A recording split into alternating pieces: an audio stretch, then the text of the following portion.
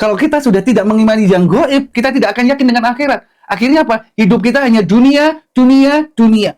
Ya. Melakukan sesuatu karena ingin dunia. Melakukan sesuatu karena hanya untuk kepentingan dunia. Maka Allah akan memberikan itu semuanya yang Allah sudah tetapkan.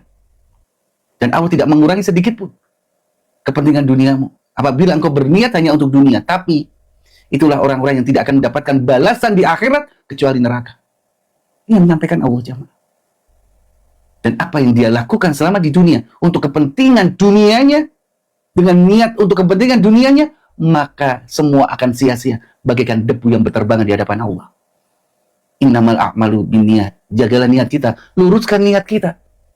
Sholat kita sudah baik, tapi kalau sholat kita tujuannya dunia, mau bagaimana? Aku sholat duha agar aku diberikan rizki. Nanti kalau belum diberikan, pasti ngomongnya, Abu, saya itu sudah sholat duha, sudah rutin sholat duha, tapi rizki saya gitu-gitu saja. Nah, ada nggak yang mengatakan itu jemaah? Ada tidak yang mengatakan itu jemaah? Abu, saya sudah sholat duha, tapi kenapa rizki saya gitu-gitu aja ya Abu? Ya, ada atau banyak jemaah?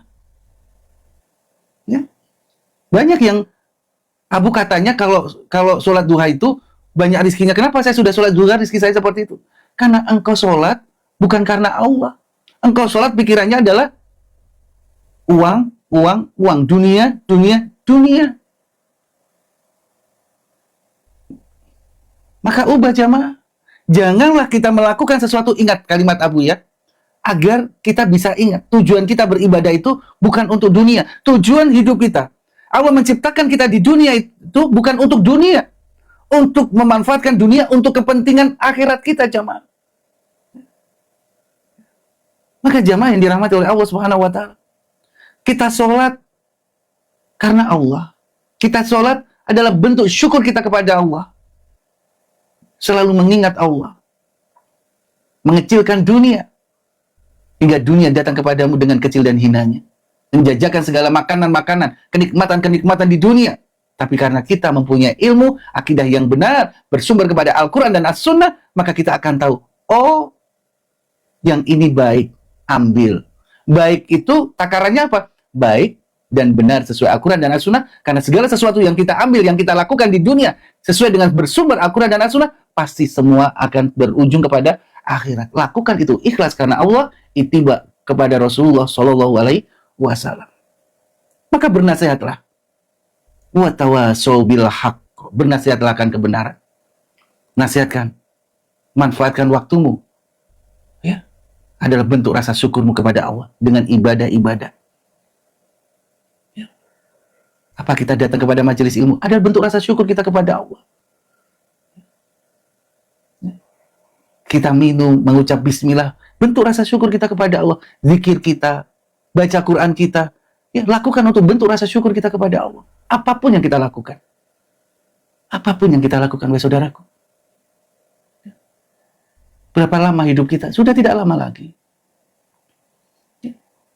Kita akan menghadapi yang dinamakan maut. Dan kita sekarang dalam perjalanan pulang jamaah. Sadarkah kita jamaah? Kita itu dalam perjalanan pulang. Jangan lalai. Ya. Kadang kita dilalaikan masalah dunia. Mikirnya cuma harta-harta dunia. Tapi lalai. Bahwasanya langkah kita itu sekarang ya menghampiri yang dinamakan maut. Jamaah yang dirahmati oleh Allah Subhanahu wa taala. Sekali lagi, jadikan ibadah-ibadah kita sebagai bentuk rasa syukur kita kepada Allah. Ya. Jangan mikirkan keutamaan, karena keutamaan itu pasti akan didapatkan karena itu janji Allah, maka lakukan itu ikhlas dan bentuk rasa syukur kita kepada Allah Subhanahu wa taala. Shalawat dan salam selalu tercurah kepada junjungan kita Nabi Muhammad sallallahu alaihi wasallam beserta keluarganya dan juga para sahabatnya. Jamaah kaum muslimin yang dirahmati oleh Allah Subhanahu wa taala. Kita lanjutkan pembahasan kita. Mengenal Allah ya adalah dengan mentauhidkan Allah. Kita kemarin sudah berbicara, semua orang, semua manusia mengimani Allah dengan apa yang Allah lakukan. Mengimani Allah dengan rububiyahnya. Segala apa yang Allah lakukan. Contohnya apa jamaah? Contohnya adalah Allah yang memiliki rizki, Allah yang memberikan rizki kepada kita. Allah yang menciptakan kita, dan Allah yang mematikan kita dan membangkitkan kita. Allah yang mengatur kita, Allah yang mengatur alam semesta ini. Ya. Allah yang mengatur kita, Allah yang mengatur alam semesta ini. Tujuannya untuk apa? Kita mengimani itu agar kita mentauhidkan Allah. Jamaah, tidak sempurna tauhid tanpa ibadah. Tidak sempurna mentauhidkan Allah atas rububiyahnya tanpa ibadah. Maka saat kita sudah mengimani Allah pemilik alam semesta ini, Allah yang mengatur perputaran semuanya, Allah yang memberikan rizki, Allah yang memberikan karunia kepada kita, Allah yang mempertemukan kita ada dalam majelis ilmu ini, semua atas pertolongan dan pengaturan Allah Subhanahu wa Ta'ala. Maka pentingnya itu ditindaklanjuti dengan apa? Ubudiyah kita, ibadah kita. Maka jamaah yang dirahmati oleh Allah Subhanahu wa Ta'ala, apa itu? Ya, mentauhidkan Allah dengan uluhiyahnya. Ibadah kita hanya untuk mentauhidkan Allah. Bentuk rasa syukur atas apa yang sudah Allah berikan kepada kita. Bisa dipahami jamaah? Nyambungkan sama yang tadi. Uluhiyah, ibadah kita yang kita lakukan ada penyempurna dari iman seseorang. Saat kita mengenal Allah, ibadah kita akan menjadi penyempurna iman. Karena ibadah itu bentuk rasa syukur terhadap apa yang sudah Allah berikan kepada kita, yang sudah Allah lakukan kepada kita. Ya, Allah sudah memberi rizki kepada kita. Allah sudah memberikan sehat, memberikan ya karunia, memberikan penglihatan, memberikan lisan, memberikan pendengaran. Apa yang kita lakukan? Bagaimana ya iman kepada Allah itu lebih sempurna? Maka tidak sempurna iman seseorang apabila mereka tidak menjadikan ibadahnya adalah bentuk rasa syukurnya kepada Allah atas apa yang sudah Allah berikan kepadanya. Jamaah yang dirahmati oleh Allah Subhanahu wa Ta'ala. Maka jamaah dikatakan jamaah ya. Maka dikatakan jamaah bahwa ya, tidak jamaah tidak sempurna iman seseorang kalau hanya mentauhidkan Allah dari apa yang Allah lakukan. Semuanya melakukan ini, termasuk iblis pun mengimani Allah dari apa yang Allah lakukan. Ya, atas kemuliaanmu. Dia sadar Allah itu mulia. Iblis pun sadar kalau dia diciptakan dari api oleh Allah Subhanahu wa Ta'ala. Mengimani, tapi dia ingkar, dia tidak patuh. Orang musyrik juga mengimani siapa Tuhanmu? Allah, tapi dia tetap menyembah, ya, menyekutukan Allah dengan sesembahan-sesembahan yang lain, menyembah berhala, menyembah patung-patung. Itu orang-orang musyrik. Ya. Kalau dia ditanya, siapa Tuhannya? Allah. Siapa yang menciptakan alam semesta ini? Allah. Tapi kenapa engkau tidak mau beriman kepada Allah? Ya apa jamaah? Ya. Karena dia mengikuti ya nenek moyang. Ya, nenek moyang. Jamaah yang dirahmati oleh Allah Subhanahu wa Ta'ala. Ya. Jamaah. Maka dikatakan tauhid rububiyah mengharuskan ada konsekuensi untuk melaksanakan tauhid uluhiyah. Ya. Tauhid rububiyah mengimani, mentauhidkan Allah dari segala apa yang diciptakan, itu Allah. Siapa yang menciptakan alam semesta? Allah. Siapa yang memberikan rezeki kita? Allah. Siapa yang memberikan kita sehat? Allah. Siapa yang memberikan kita kaya? Allah. Ya, itulah tauhid rububiyah. Segala apa yang Allah lakukan kepada kita, alam semesta ini, karena Allah yang menciptakan, Allah. Tapi mengharuskan ada konsekuensi dari keimanan mentauhidkan Allah dari rububiyahnya. Itu apa? Bentuk rasa syukurnya. Yaitu dengan ibadah. Hanya kepada Allah bentuk rasa syukur tentang rububiyahnya Allah. Tentang kita mentauhidkan Allah akan rububiyahnya. Bentuk rasa syukurnya adalah ubudiyah kita. Ibadah kita, sholat kita, sedekah kita, membantu orang lain, ya, memaafkan orang lain, ya, tazkiyatun nas, membersihkan hati kita, bertobat kepada Allah. Masya Allah. Bentuk rasa syukur kita kepada Allah atas hidayahnya Allah. Ya. Atas keselamatan, pertolongan, kemudahan dari setiap urusan, jalan keluar dari setiap ujian Allah. Itu semua karena Allah. Apa yang kita lakukan? Jamaah. Maka bagaimana ibadah kita? Jamaah. Sudah belum ibadah kita? Karena bentuk rasa syukur kita kepada Allah, jamaah. Sudah belum, jamaah? Sudah bisa dipahami belum, jamaah?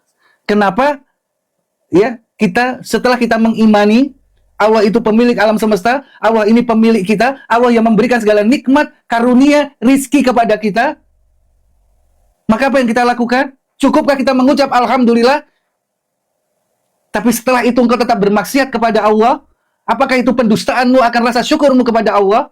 Engkau sudah diberikan nikmat, engkau sudah diberikan penglihatan, tapi engkau mempergunakan penglihatan itu untuk melihat yang maksiat. Jamaah, itukah bentuk rasa syukurmu kepada Allah Subhanahu wa taala atas nikmat penglihatan ini? Itukah bentuk rasa syukurmu kepada Allah atas nikmat lisan yang Allah berikan kepada kita? Bukan untuk mengingat Allah, tapi ternyata untuk menggibah, untuk mengatakan kalimat-kalimat yang dibenci oleh Allah Subhanahu wa taala. Itulah bentuk pendustaanmu terhadap nikmat yang sudah Allah berikan kepada kita. Engkau mengucapkan Alhamdulillah, tapi Alhamdulillahmu dusta. Kenapa dikatakan dusta? Kan saya bersyukur kepada Allah, Abu. Kenapa dikatakan dusta? Karena engkau sudah memanfaatkan apa yang sudah Allah titipkan kepadamu, karunia, nikmat itu untuk bermaksiat kepada Allah. Kalau engkau sudah mengatakan, Alhamdulillah ya Allah, aku diberikan penglihatan, maka buktikan apa yang Allah berikan kepada kita untuk ibadah, untuk dilakukan untuk sesuatu yang dicintai dan diridhoi Allah. Untuk melihat yang baik-baik, bukan malah untuk bermaksiat kepada Allah. Berarti kita dusta. Kita diberikan kesehatan. Jadikan kesehatan kita itu untuk beribadah kita kepada Allah. Malah bukan untuk menjauh dari Allah Subhanahu wa taala. Jamaah yang dirahmati oleh Allah Subhanahu wa taala. Maka mengharuskan bagi seorang mukmin ya jamaah.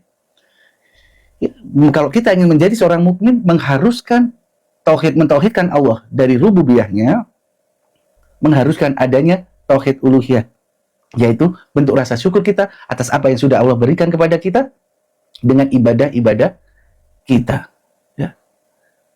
Ibadah-ibadah kita. Jamaah yang dirahmati oleh Allah Subhanahu wa taala, ya. Maka lakukan itu. Ya. Yakin jamaah kita tidak akan bisa menghitung nikmat Allah. Semakin banyak nikmat Allah, banyak sekali. Maka jadikan ibadah kita, setiap langkah kita itu adalah bentuk rasa syukur kita kepada Allah. Walaupun tidak akan bisa membalas banyaknya nikmat yang Allah berikan kepada kita. Segala apa yang Allah tetapkan kepada kita, semua adalah kebaikan. Engkau akan mendapatkan tingkat di mana engkau akan merasakan nikmat suatu ujian itu. Nikmat suatu ujian itu. Maka pentingnya kita apa? Membersihkan hati kita dulu. Membersihkan hati kita dulu. Mengisi dengan ilmu-ilmu. Kalau kita ingin diuji akan kebaikan kita, kita akan diuji akan kebaikan kita. Karena setiap ujian kita itu jamaah. Ya. Setiap ujian kita itu jamaah. Semua akibat tangan kita sendiri. Kalau hidup kita penuh dengan kebaikan-kebaikan, kita tetap akan diuji akan kebaikan itu. Ya. Untuk menguji keimanan kita. Tapi kalau kita melakukan keburukan-keburukan, dosa dan maksiat, maka janganlah engkau mengeluh saat engkau diuji atas dosa dan kemaksiatan yang kita lakukan. Buka hatimu, muhasabah. Kenapa itu terjadi? Itulah jamaah yang kita bahas kemarin, ya. Maka jamaah, sembahlah Allah, maka beribadahlah kepada Allah. Bentuk memuliakan Allah, bentuk mengagungkan Allah, yaitu dengan mentauhidkan Allah dalam setiap ibadah-ibadah kita. Maka apa itu ibadah? Segala aktivitas lahir dan batin kita yang dicintai Allah Subhanahu wa taala. Setiap langkah kita, baik atau tidak baik, maka jadikan itu bentuk ibadah kepada Allah, karena segala sesuatu yang mendekatkan kita kepada Allah, dengan segala sesuatu yang dicintai dan diridhoi Allah, maka itu semua adalah ibadah. Bukan hanya sholat, berpuasa, sedekah, tapi membantu orang dari satu sisi jalan, menyeberangkan ke sisi jalan yang lain, itu ibadah. Lakukan ikhlas karena Allah, bentuk rasa syukur kita kepada Allah, karena kita masih diberi kesempatan untuk bisa hidup sehat. Mungkin saudara kita yang nyebrang sudah lanjut usia. Ya. Kalau kita ingin masa depan kita lebih baik, maka sekarang inilah waktu kita. Perbaikilah masa depan kita. Dengan apa? Dengan hidup di atas ketaatan kepada Allah Subhanahu wa taala. Masya Allah.